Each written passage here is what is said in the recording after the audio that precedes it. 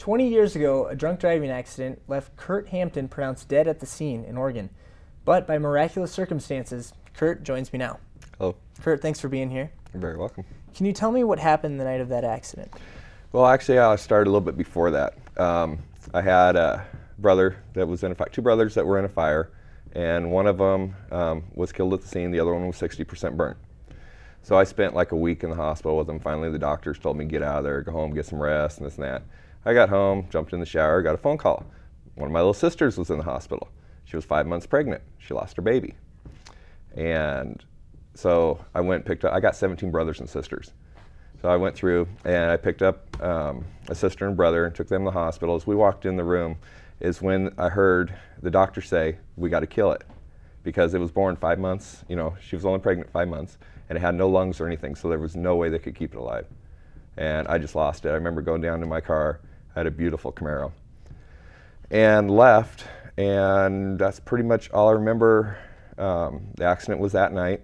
I was told that I had a drunk driver hit me head on, and we were both doing 65, and found out the other day that it wasn't just one time that they revived me at the scene of the accident, it was 3 times. Wow. Then they had to use the jaws of life to get me out of it, and took me to the hospital. I was in a coma for a while, and now I'm here. And this was on Fremont Bridge in Portland, Oregon. Correct, yes. This is a bridge that you had probably taken multiple times, is that right? Yeah.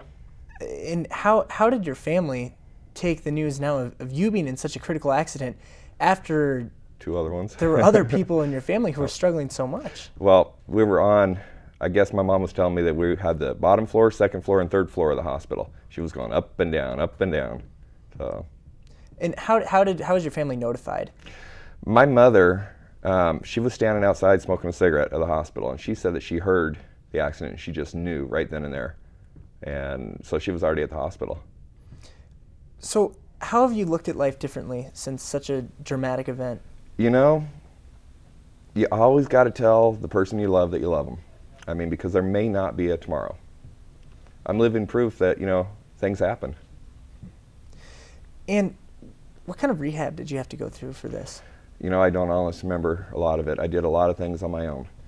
You say that I could not stand being around people.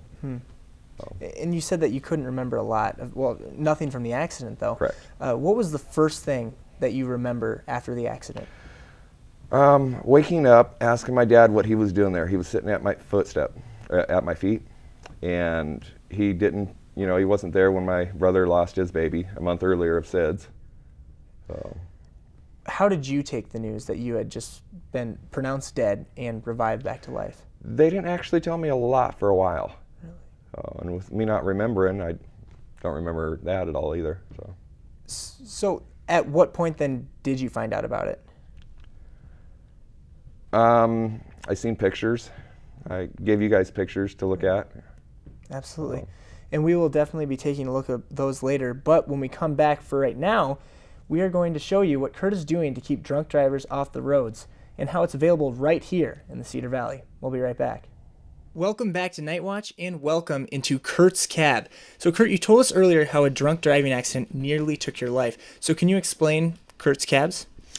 Well, I wanted to go have a beer one day, and I was with a bunch of friends and this and that. Actually, that's 2 different stories, sorry. That's all right. I wanted to go have a beer one day, and I live about 10 miles out of town, and there was no way for me to get back and forth because I won't drink and drive. And then I went with some friends back about a month later, and I ended up driving a couple drunks home. One of them tried handing me $20. I told him, no, I don't want your money. You know, he only lived 2 blocks from the bar. And then he put it in the van and shut the door and walked away. And as I was pulling out, I thought, you know what? I do want your money. And I went and picked up my kids in Oregon. They were visiting my mother. And when I got back, I started. How long ago did you start this business? About 2.5 years ago. And so what kind of successes now have you seen? I mean, obviously you've got this shuttle bus. And what other kinds of things have you done with the business? I take people, I do deliveries. I take them just about anywhere that they need to go. I know for a fact I've saved a few lives, whether it's, you know, their personal death or just the death of an OWI, you know. How can people in Waverly come, and people in the Cedar Valley, how can they get in contact with you? All they got to do is add me to Facebook or give me a call. How many college students would you say that you've been able to help? Oh gosh, there's been a few of them. I don't pay attention to how many. I mean, I've had full shuttles a few times. I've even taken some dance girls to Des Moines. You know, spent all day there with them, and then they come back, and that's from college. So this has even developed into something where you are willing to, travel people back and forth for long distance. That is correct. I got to do something because everybody and their mother wants money from me.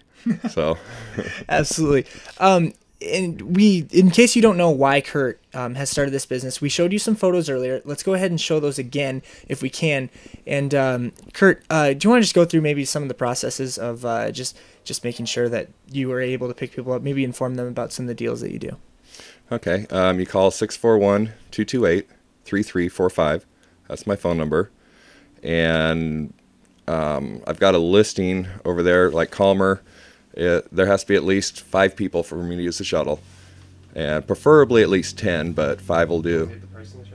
And like Cedar Falls, it's $10 per person. So. And you mentioned that you are saving lives with this business. What kind of reward does that give for you mentally, emotionally? This business does a lot for me. I'm gone a lot. My kids don't like that. They've got a lot of time to themselves, and they're getting 15 and 16, so they're getting a little older. Right. And so we thank you so much, first off, for being here. Second, is there one more thing that you could just tell the people of Cedar Valley about drunk driving? Don't do it. Call me. If I can be there, I will. All right, well, you heard it here right on Night Watch. Curt, thank you for joining us.